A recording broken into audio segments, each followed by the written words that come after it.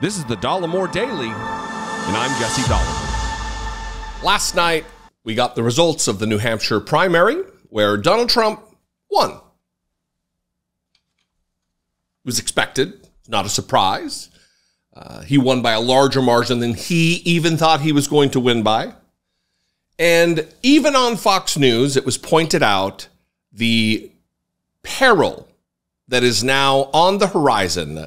The Republican Party has placed itself on the precipice of disaster by backing Donald Trump election after election after election after election and losing time and time again. And the only W in Donald Trump's column is 2016 in the absolutely unexpected outcome of winning and becoming president for 4 years. But midterm after midterm, general after general, it's been disaster for Republicans for backing this bizarre individual. And yesterday on Fox News, Kayleigh McEnany had some very erudite, very intelligent analysis of what is taking place. Actually honest analysis, for which she was attacked by Donald Trump and called a rhino. We'll get to that. And I got some CNN exit polls here that really spell out what is at stake here for democracy in America. But first, here's a clip of Kayleigh McEnany with some actual decent analysis. Watch this. Here's why I say this. This was actually a fairly good night for Joe Biden. When you look at our voter analysis, only 10% said, I would not vote for Joe Biden if he's the nominee. He won a plurality of voters who said he was too old. He won a majority of voters who are upset about the Gaza war. So the divides in the Democrat Party, and this is a small sample size, but perhaps aren't as stark as one would think. But when you look at the Republican Party, 7 in 10 Nikki Haley voters said, I would not vote for Trump. There was the Des Moines Register poll, 43% said, no, I wouldn't vote for Trump. If I'm Trump, I sit back and I exclusively focus on the general election. I take the posture of a presumptive nominee. I focus on number one, uniting the party, and number two, winning the independents, which Nikki Haley won 55 to 39%. That's what I would do. Nikki Haley, I mean, the closest margin is 30% in the states ahead. For all intents and purposes, he's the presumptive nominee. You know, in the 2015... You know, after watching the clip again, it makes me like, I am almost feeling like I'm getting caught in the trap here, that all she's doing is speaking to the reality on the ground, the actual situation relative to polling and public opinion and what is actually happening in reality. So I shouldn't be tripping all over myself to give her a bunch of praise when really this should be the bare minimum that she does. Of course, I mean, everything she said there was there's some truth to it, that it is a problem for a massive swath of New Hampshire voters to say, I'm not going to vote for Donald Trump, even if he becomes the nominee, that I may vote for myself, or maybe I'll vote for Biden. That's a problem for the Republican Party.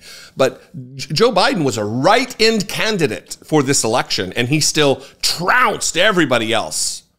And if you know anything about politics, you know that a write-in campaign, even if you're the incumbent president of the United States, it's a heavy lift.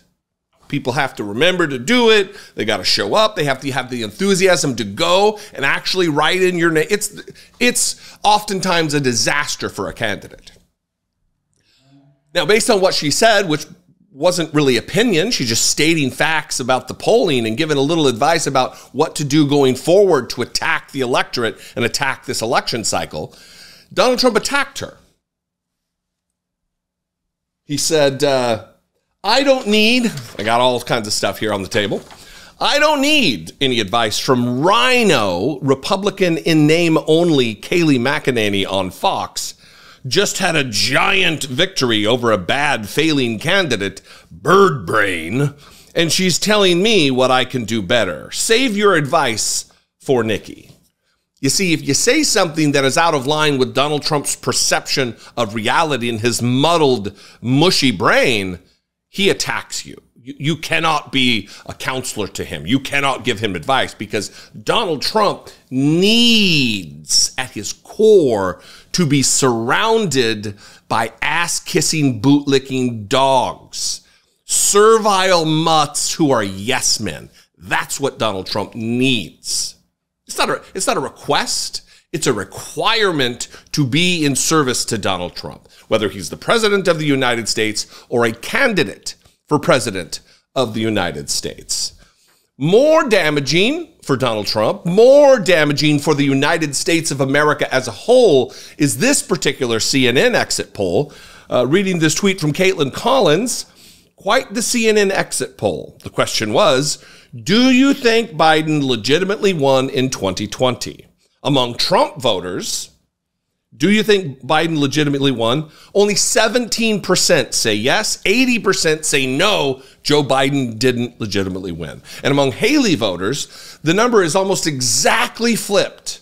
83% say yes, Joe Biden is the legitimate president of the United States. He won legitimately. It was a legitimate election. And only 15% say no. Now listen. You don't see integrity among Republican politicians, guys like Chris Sununu, who's backing Haley, but would said, "Oh, I'm going to vote for Trump, even if he's a convicted felon." But Republican voters, I wouldn't be so quick to say. Obviously, there's a massive swath of them that will, evidenced by this poll on Donald Trump's side, that 80% think it was a scam, the 2020 election. But this 83% of Haley voters, there is going to be a sizable portion of those individuals who will not vote for Donald Trump out of duty and loyalty to the country and the prospect of democracy.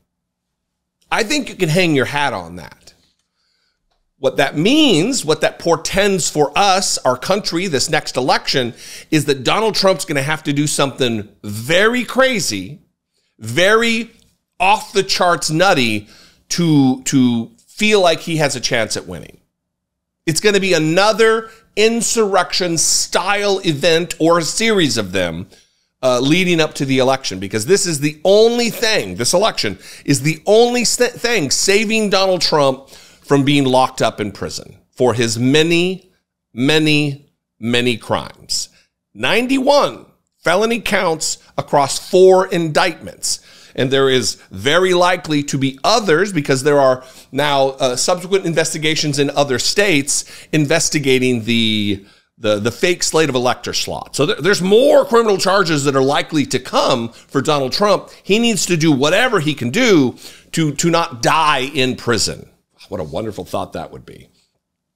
So, look, it's good news on one front, but it's also bad news, because he's going to have to do something to answer for this deficit in support and enthusiasm for his candidacy, this deficit in support for the prospect that we end democracy in America.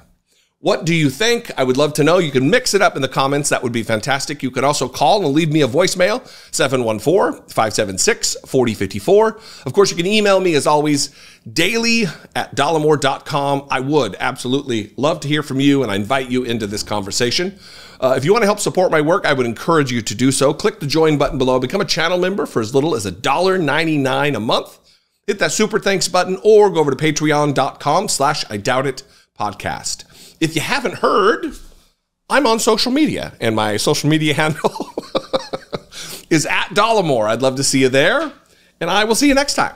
Until then, be genuine. Take care of one another.